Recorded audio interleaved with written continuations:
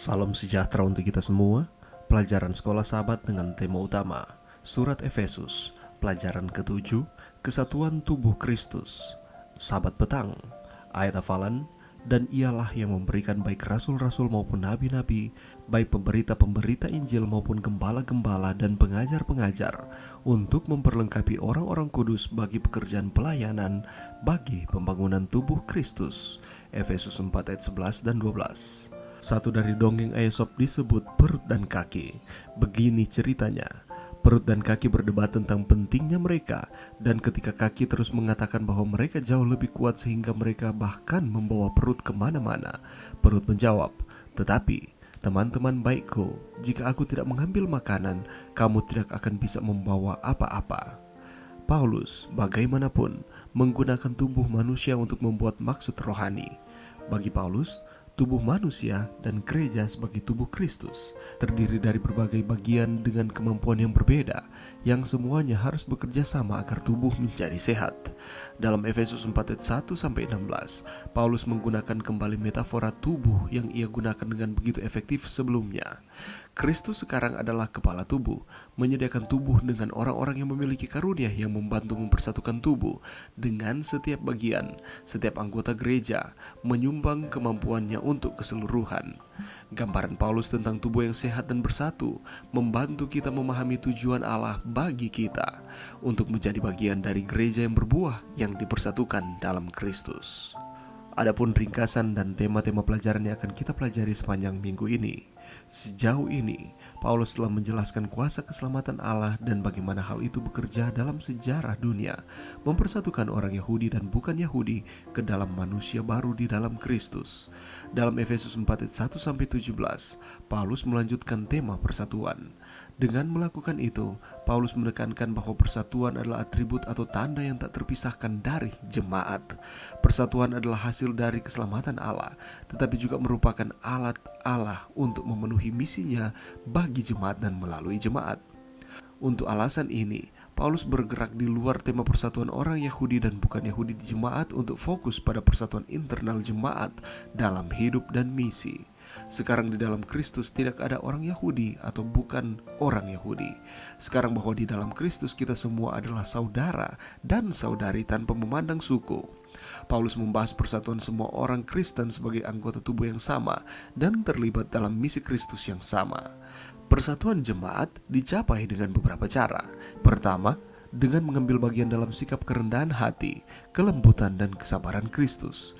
Yang kedua, dengan merenungkan teladan sempurna untuk kehidupan jemaat, kalah dalam 3 pribadi, Bapa, Anak dan Roh Kudus, dan pekerjaan mereka dalam penciptaan dan penebusan. Yang ketiga, oleh alat pemersatu Kristus yang menyelamatkan yang membentuk jemaat, satu harapan, satu iman, dan satu baptisan. Dan yang keempat, oleh karunia-karunia rohani yang melaluinya Allah memberkati jemaat untuk bertumbuh dan bersatu dalam satu tubuh di dalam Kristus dan menyelesaikan misinya di dunia. Adapun tema-tema yang akan kita pelajari sepanjang minggu ini berfokus pada 3 tema utama dari Efesus 4 ayat 1-16.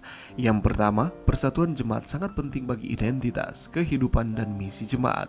Yang kedua, persatuan jemaat tercapai ketika gereja memandang kehidupan Tritunggal kealahan dan merangkul nilai dan sikap Allah, 3 pribadi kealahan yang berbeda, namun mereka hidup dan bertindak dalam kesatuan yang sempurna. Dan yang ketiga, karunia-karunia rohani sangat penting untuk persatuan, kehidupan, dan misi jemaat. Saudaraku, kembali lagi pada minggu yang akan kita lewati ini, kita akan mempelajari satu topik pelajaran yang penting untuk pertumbuhan kerohanian kita. Kita akan mempelajari mengenai kesatuan tubuh Kristus. Apakah yang dimaksudkan dengan satu tubuh di dalam Kristus?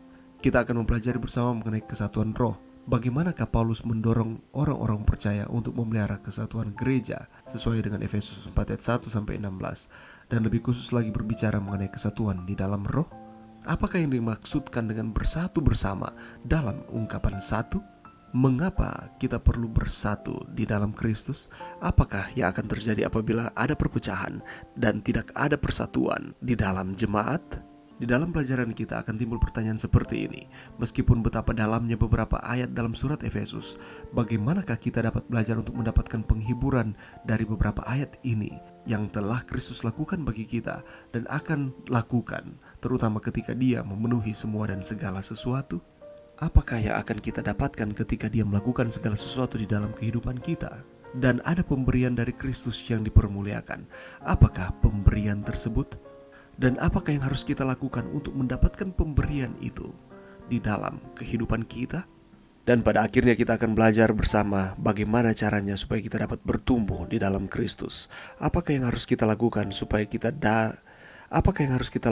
kita terus bertumbuh di dalam Kristus? Pertumbuhan yang seperti apakah yang diinginkan Kristus untuk terjadi di dalam kehidupan kita? Dan dengan cara apakah gereja yang sehat berfungsi seperti tubuh yang sehat sesuai dengan Efesus 4 ayat 15 dan 16? Dan bagaimana caranya supaya kita dapat menangkal akan ajaran-ajaran yang tidak sesuai dengan ajaran Kristus yang bermunculan di dalam gereja, sehingga itu tidak akan merusak pertumbuhan kita di dalam Kristus? Dan mengapa pelajaran ini penting bagi kehidupan kerohanian saudara dan saya? Untuk mendapatkan jawaban dari pertanyaan-pertanyaan ini, mari kita terus meluangkan waktu kita walaupun hanya sejenak di tengah-tengah kesibukan saudara dan saya, supaya minggu ini kita dapat mempelajari pelajaran sekolah sahabat pelajaran yang ketujuh ini, sehingga kita akan terus memperoleh manfaatnya. Iman kerohanian kita akan terus ditumbuhkan, kita akan terus setia kepada Tuhan. Mari berdoa. Terima kasih Tuhan atas firman-Mu pada saat ini. Bantu kami Tuhan untuk dengan tekun mempelajari pelajaran sekolah sahabat, pelajaran yang ketujuh, sehingga kami akan terus memperoleh manfaatnya. Kami akan terus setia kepada Tuhan. Ini doa kami di dalam nama Yesus. Amin.